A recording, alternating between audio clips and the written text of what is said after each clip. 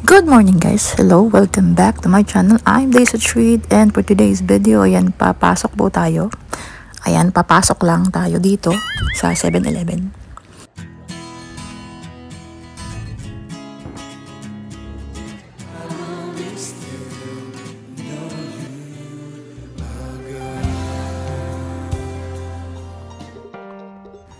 Here you go guys! Ayan, tuloy ang pagpasok natin dito sa 7-Eleven. Hindi ko na ma-recall kung anong saang branch ito, but ito ay malapit sa West Edmonton Mall. At ayan, syempre, ang malamig, ang temperature ay positive 1 lang naman, pero sobrang ang lamig pa rin kasi nga meron siyang wind chill na tinatawag. So yung mga tao dito is talagang suot ng suot ng winter jacket. And ayan, ito po yung loob ng 7-Eleven. So, wala naman siyang pinagkaiba sa Pilipinas, no? Actually, same din sa 7-Eleven sa atin, sa Pilipinas. Medyo pricey din talaga yung mga bilihin dito.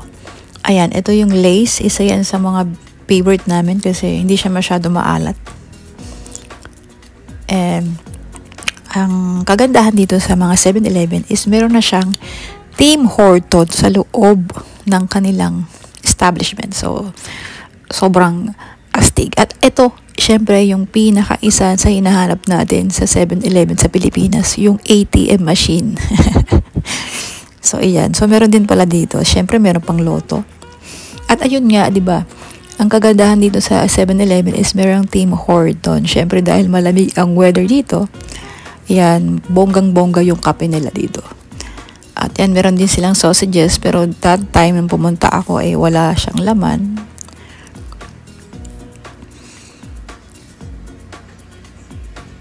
So ayan, meron din silang mga ice cream.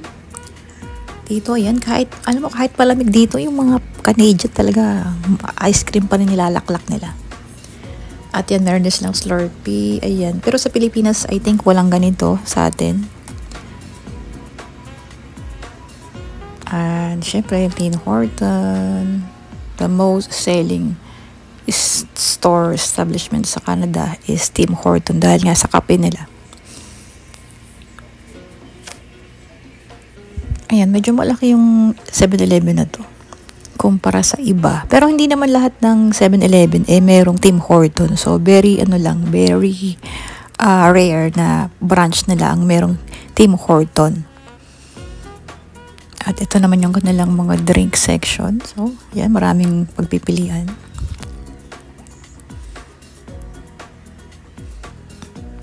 Ayan, meron silang mga, ayan.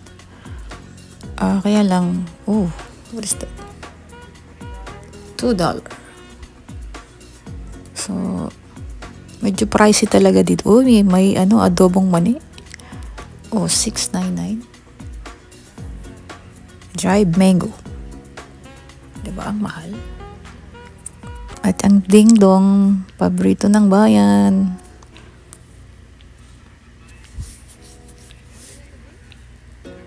Ayan, onion ring. Onion rings. Meron pala dito, no? Pero titingin-tingin lang tayo, guys, kasi ayan, medyo talaga 7-Eleven, medyo pricey talaga dito. Pero may nabili ako dito na yung green peas na chichirya. Ayun, favorite ko kasi yung green peas, kaya napabili ako kahit mahal. Ito naman yung kanilang chocolate section.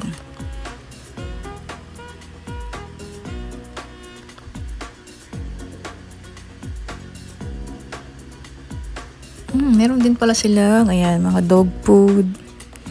At nagulat ako kasi meron cleaning material. May panglaba, ayan. Ang kagandahan lang kasi sa 7-Eleven is siya, syempre 24 hours. So, when you need, ayan, may medicine din sila. When you need it, you can get it anytime you want it. Yun nga lang, medyo pricey. Ayan, ito $11. Ito sa Shopper, $8 lang yan. Pero kung talagang kailangan mo na, pwede mo nang bilhin. It doesn't matter kung pricey, kung meron ka namang budget.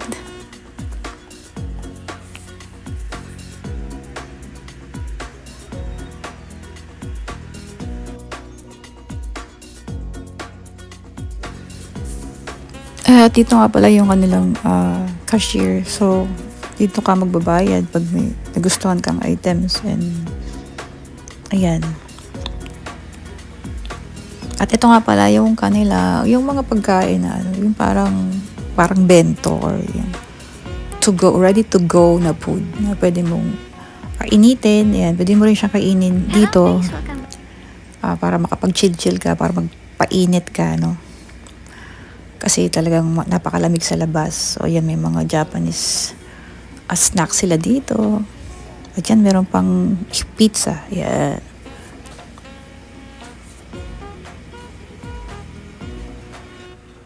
At meron din silang section dito ng mga gift card. Ayan, may mga ayan, mga ba to? Sa mga games ba ito? Ayan, Roblox. Pwede kang ayan, mga reward card and gift card. Ayan. Ayan, may mga Uber treats and DoorDash. At meron din silang mga charger or cellphone accessory like earphone, headset, and charger. And yun nga lang, sobrang pricey talaga. Kasi sa Dollarama, this is only $4. Pero dito ay 13. So, yan. So, para malaman natin yung price talaga is.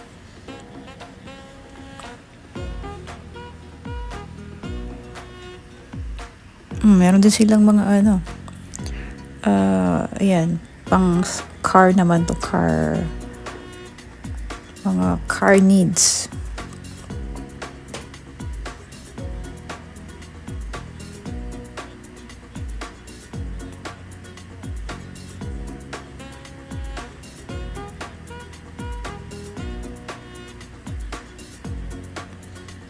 Yan na lang mga drinks dito. Yan, may crush. Favorite ko dito yung crush nila kasi parang lasang royal ng Pilipinas. Yan, may Sprite, Pepsi, Coke. Yan. Siyempre, meron pang yung mga 1 liter na Coke. Yan.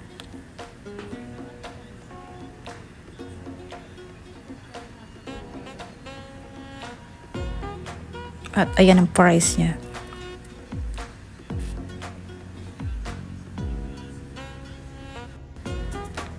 Ayan, ito naman yung isa sa mga favorite mga anak ko. Etong parang chewing gum na pang fresh ng bread. At ito naman yung mga chocolate nila. Medyo okay na rin yung price. Medyo affordable na rin naman. Pero syempre mas meron tayong alam na mas mura, no, bilihan ng chocolate. Pero kung craving ka lang naman, pwede ka lang kumuha dyan. Kaya dito sa 7-Eleven. So ayan guys, malapit na matapos itong video. Thank you for reaching this far, watching this video, and see you to my next me.